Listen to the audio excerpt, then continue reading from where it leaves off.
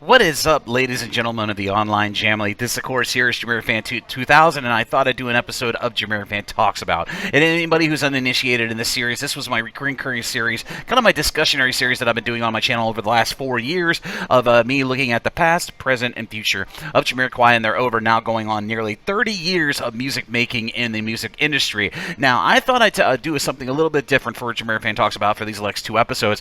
I was going to do a little bit of a look, or a bit of not much of a deep dive, but my thoughts on old and new school Jamiroquai fans. And of course, starting off in this episode, I'm going to start off with old school Jamiroquai fans like me and many other members of the Jamily who have been following this band for nearly, like I said, 30 years. Some of us have been in the game of following Jamiroquai, supporting Jamiroquai, going to concerts, interacting online, and forming our own communities, our little micro communities for Jamiroquai over the last nearly 30 years of their history.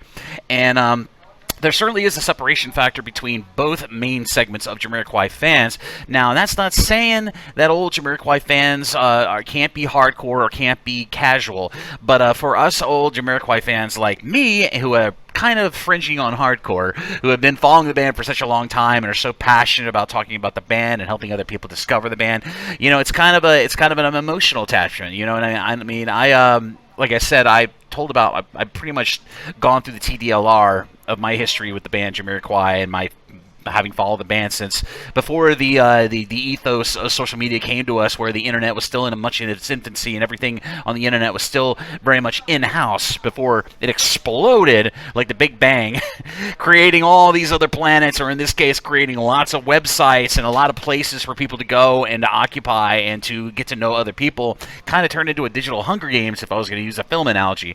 But a lot of us fans got together in those early days, and we've been following the band, and a lot of the old Jamiroquai fans like to go on tour following the band sometimes, at least the ones in the most of the European fans who have a little more of a financial freedom are able to follow the band, you know. But I honestly kind of look at old Jamiroquai fans, or any music fans for that matter, for any band, as being a bit of a cornerstone of a fan base for any band. You know, I always thought that hardcore fans of any band could always be there to help people discover the band, you know, because that's one of the greatest things about music appreciation, at least from my experience, having followed music my whole entire life, going on nearly, you know, over 40 years, is to help other people discover new music, you know, and especially young people, because, you know, it's kind of unilateral that all young people listen to terrible music when they're growing up. You know, it's a given. You know, I'm not going to name artists, I'm going to name genres, but everybody has varying musical taste. But as you get older, your musical taste kind of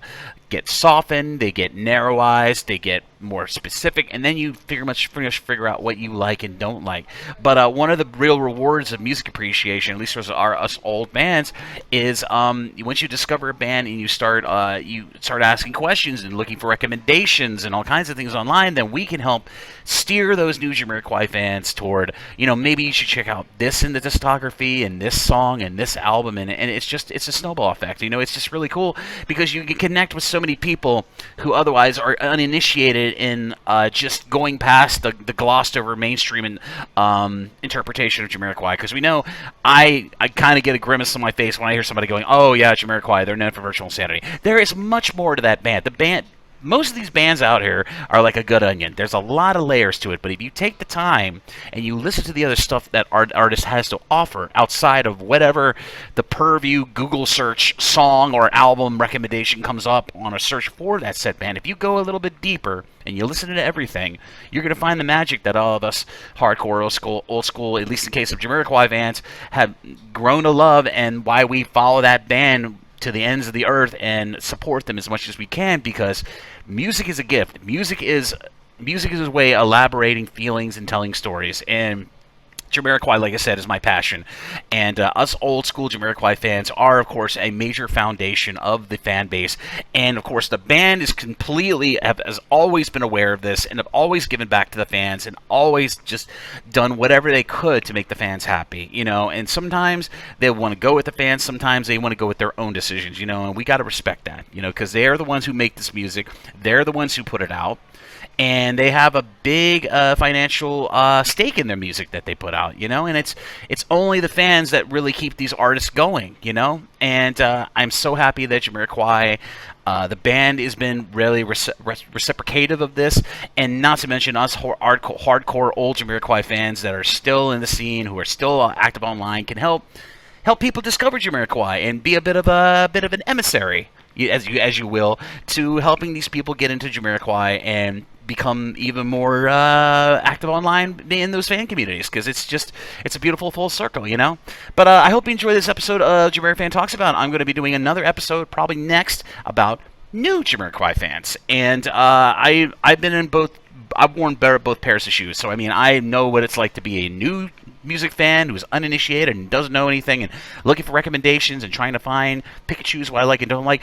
And I've been in the heavy shoes of being a hardcore Jamiroquai fan of the old school. So, both varieties of fans are awesome. But I thought I'd just do a few JamiroFan Talks About episodes delving into these two different demographics of Jamiroquai fans in the Jamly. But if you enjoyed this episode of JamiroFan Talks About, be sure to like and subscribe. Be sure to ding the bell on your YouTube to stay up to date on all the latest new content coming from the JamiroFan 2000 YouTube channel. I hopefully will have some more content coming up very, very soon. But like I said, it's a wait and see kind of approach right now, given that Jamiroquai is not really in the studio yet. We're still waiting for the inoculations of COVID-19 to get out there to everybody in the world. It's going to take some time. It's going to take about a year or two. But hopefully the band will be back in the studio working on album 9 very, very soon. But be sure to check out all the other episodes JamiroFan Talks About here on the YouTube channel if you're looking for the binge about more deep dives into the history of Jamiroquai, their music, and the band members. But as always, this is JamiroFan 2000. Thank you for watching, and I'll be sure to see you around. Take care, and stay safe.